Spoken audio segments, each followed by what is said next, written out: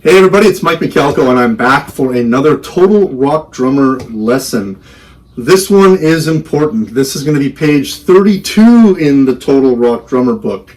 This is called 16th note groupings, and it's basically a chart or a graph of all the different variations of 16th note rhythms you're going to see throughout your lifetime, your drumming lifetime, and definitely throughout this book.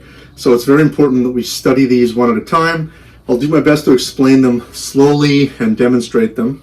This may be a long video, so you might have to pause it and practice some of them and then come back to the ones that maybe you haven't done. Anyways, page 32, we're talking about all the ways that we can see and count 16th notes when we start eliminating notes from the group of 1E and a 2E and a 3E and a 4E and a. I also like to call this the periodic table of 16ths, right? Kind of like the thing we saw back in science class. So if you look at letter A, it's simply just a reminder of the rudiment that we're playing, which is single stroke roll. In this one, I can use it one hand, I can use two hands, whatever. Counting all the 16th notes, 60 beats per minute, sounds like this. 1E and a 2E and a 3E and a 4E and a 1E and a 2E and a 3E. This should be pretty simple at this point, right? I'm playing all the 16ths. 1E and a 2E and a 3E and a 4E and a. Perfect. Okay. Simple. There's a recap. This is what we're basing this whole entire exercise on. Now letter B, study it for a moment. Look at it. Okay. You'll see that there's two 16th notes attached to an 8th note. This is the first three of the four. These are not triplets. I've seen people confuse these with triplets. 1E and the ah is rested. 1E and 2E and 3E and 4E and. So it's the first three 16th notes. 1E and 2E and 3E and 4E and 1E and 2E and 3E and 4E and 1E and 2E and 3E and 4E and 1E and 2E and 3E and 4E and. Definitely not triplets, okay? All right. Let's look at C.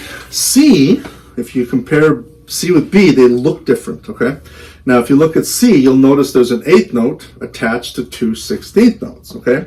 In this one, we are eliminating the E, so we still rest on the duration, but we don't actually play it. So if I was to just play one group of C, 1E and you got that? 1E and Now, to keep the flow going, as I keep these consistently repeating, you're going to start to feel three in a row, much like you did in letter B, but the three in a row actually starts on the ands. 1 and 2 and 3E and 4E and 1 and 2 and 3 and 4 and 1 and 2E and 3E and 4 with the metronome. 2E and 3E and 4E and 1 and 2 and 3 and 4 and 1 and 2 and 3 and 4 and 1 and 2 and 3 and 4 and 1. Okay, so probably the two most common that you're going to hear in the groups of threes would be B and C, okay? Letter D. D is interesting. I call it D the unpopular cousin of the family. Meaning, what does that mean? Okay, so unpopular. Well, not kind of fitting in, not cool, until you get to know D. D will become your favorite cousin, okay? So D was a bit of a nemesis for me because it was so strange. You look at D, you see a 16th note followed by an 8th note, a gap, and another 16th. So we do not play the ands. In this one, we are eliminating the ands. In B, we eliminated the ah. In C, we eliminated the E, and in D, we're eliminating the ands. This one is a little weird, okay? Here we go. Just the group one time. 1E and ah. Woohoo, strange or what? 1E and ah. Now, as I continue this, my three in a row start on the ah. 1E and ah, 2E and ah, 3E and ah, 4E and ah, 1E and ah, 2E and ah, 3E and ah, 4E and ah. So, with the metronome, it's going to sound a little weird. 2, 3, 3E and a 4E and a 1E and a 2E and a 3E and a 4E and a 1E and 2E and a 3E and a 4E and ah. Notice how I ended on the ah there, right? That's where that one ends. So a little strange. You might want to come back to that one if you don't quite get it. B and C, like I said, are the more popular ones. D, we need it, but it's going to be a little strange until you learn to love it. Okay. E. E seems obvious. Look, it's a group of 3. There's a 16th note rest on the quarter note, and we play the E and A. So there's our group of 3 notes out of 4. Eliminate the quarter note. 1 E and A, 2 E and A, 3 E and A, 4 E and A. I've had some students say it sounds a lot like B. Yeah, because there's 3 in a row. We've had 3 in a row for C and D as well. It's a matter of where we start that 3 in a row. This one starts on the E. So in relation to the metronome, check this out. I'm going to slow it down just a little bit just because I don't want you guys to get too confused on this. Let's go to 55. That was at 60. Here's 55. E and A, E and A, E and A, E and A, E and A, E and A, E and A.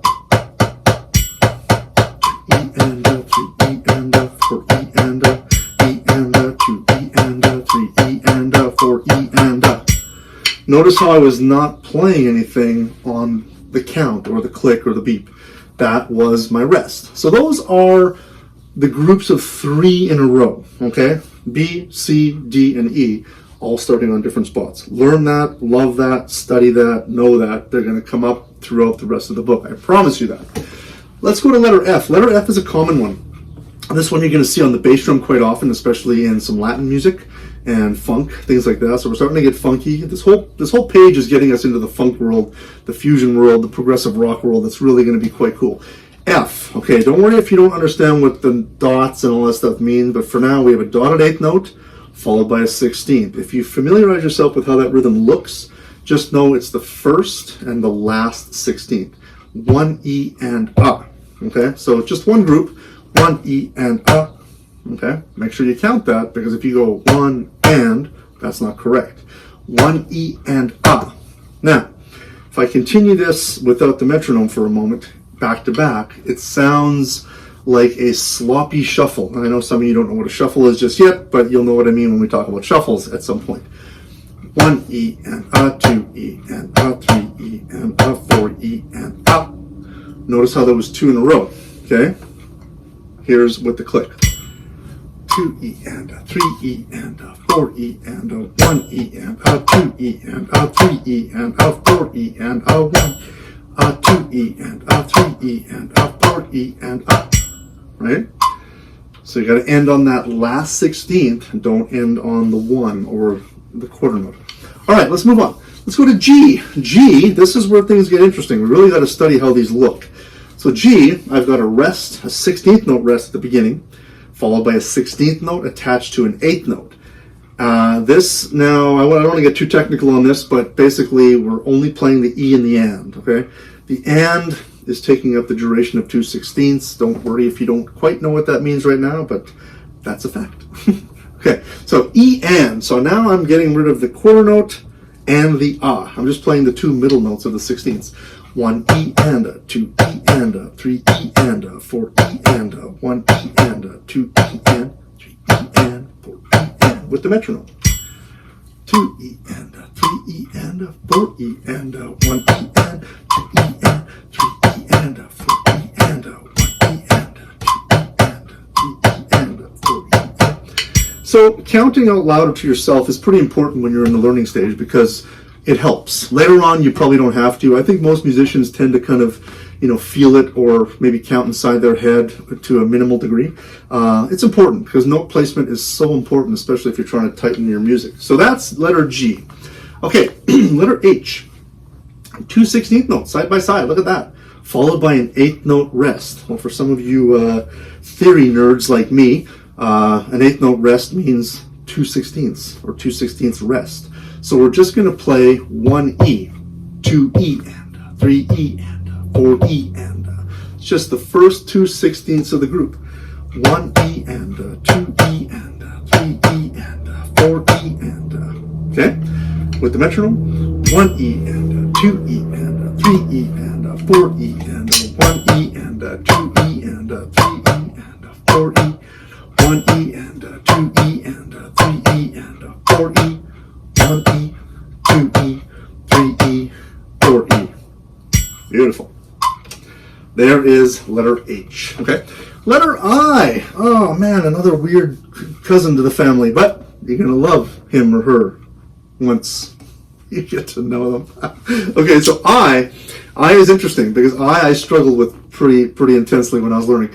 It's a steady pulse. Okay, we are eliminating out of our group the quarter note and the eighth note. So we're just going to play the E and the Ah of every group. So if I just played one beat of this, it's 1 E and again, 1 E and All right. Now, if I play this constantly without the metronome, listen to this, and I'll do my best to count this out loud. 1 E and 2 E and 3 E and 4 E, E, 2 E and 3 E. It's a little more challenging with the metronome. Okay, let's put the metronome on. Let's get the 16ths rolling. 1 E and 2 E and 3 E and 4 E and 1 E and 2 E and 3 E and 4 E and 1 E and 2 E and 3 E.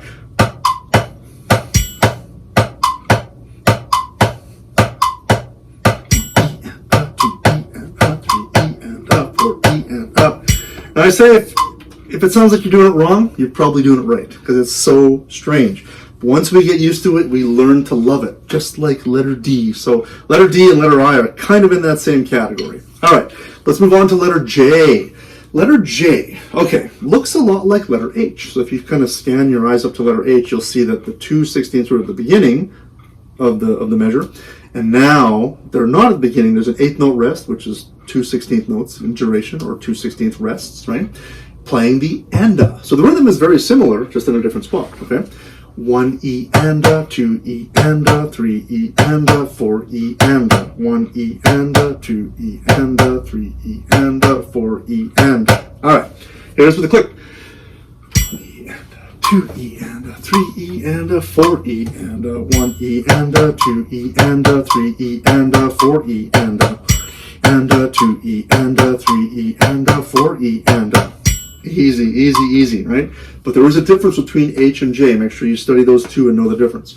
Letter K, I hope at this stage you know, we've talked about eighth notes a lot. I put them in there because they are part of the 16th note family. They live in the 16th note family. We're just eliminating the 16th notes. So didn't want to leave our good friends, the eighth notes, out. So this one's easy. 1 and 2 and 3. Now I'd also suggest trying to count 16ths while doing this. 1 E and 2 E and 3 E and 4 E and. So notice now we're resting on the E's and the Ah's, which is commonly known when we play eighth notes, right? 1 E and 2 E and 3 E and 4 E and 1. All right. Let's move on. Let's go to the single notes, which is L, M, and N. So here's letter L. Letter L, 16th note rest, followed by a dotted eighth note. Now, there's a few other ways we can write this. This is pretty common. So just know that that dotted eighth note is on the E, okay? It's only on the E, okay? Obviously, I left out quarter notes because we already know that quarter notes are 1, 2, 3, 4. We need to be able to play the single placement notes of 16ths. So letter L, without the metronome, 1 E and 2 E and 3 E and 4 E and again, 1 E and 2 E and 3 E and 4 E and. Beautiful. All right, with the click. 1 E and 2 E and 3 E and 4 E and 1 E and 2 E and 3 E and 4 E and E and 2 E and 3 E and 4 E and. Awesome. Letter M. Letter M is just the ands. So we can count eighth notes here. I would also suggest trying to count 16ths while you're doing this. Only the eighth notes. So we are getting rid of the 1, the E, and the ah. 1 E and 2 E and 3 E and 4 E and 1 and 2 and 3. Same thing, right? 4 and 1 E and 2 E and 3 E and 4 E and. All right. Here we go. 1E and a, 2E and a, 3E and a, 4E and a, 1E and a, 2E and a, 3E and a, 4E and a, 1 and 2 and 3 and 4 and. Got it? Simple. Last one, letter N. This is a dotted 16th, a dotted 8th note rest followed by a 16th. So without getting too technical, just know that we are playing only the in this one. Okay. At some point, I might do a big theory lesson here on YouTube and give you guys a chance, but people don't watch that stuff. That's too boring. So this, in this case, study N, periodic table. You know that you see the letters and you know what that is, chloroform or whatever those things are. I think I failed science miserably. But N, look at N, know that's your of every beat. No metronome yet. 1E and 2E and 3E and 4E and okay, with the metronome. 2E and 3E and 4E and 1E and 2E and 3E and 4E and 1E and 2E and 3E and 4E and right? Little tricky, little weird, but this is really going to help you understand the placement of those notes. When we do see these rhythms pop up in fills, ride cymbal patterns, hi-hat patterns, bass drums, extra snares, whatever, you can always refer back. I tell my students, try to refer back to 32, or if we get somewhere in the book where there's a kind of a strange rhythm, we don't remember how to play it, the answer is on 32. Sometimes the stems can go down, right? So if they're on bass drums, your stems will go down, right? Depending on the author, depending on who's written it, or parts of the book, various bass drums, the stems might go down. But same idea, just get familiar with where the rests are versus the notes. The more you study this, the easier it's going to be rhythmically, because I think as drummers, what is our job? Well, we're rhythmists, right? And this is huge. This was a game changer for me when I was learning about this stuff.